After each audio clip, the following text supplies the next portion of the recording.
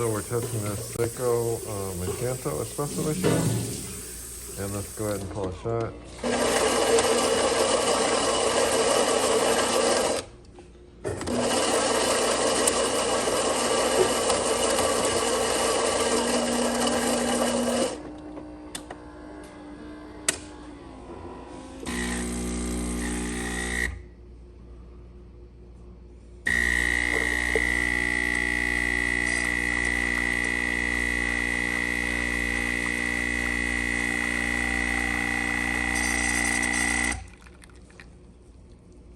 Seems to be doing well.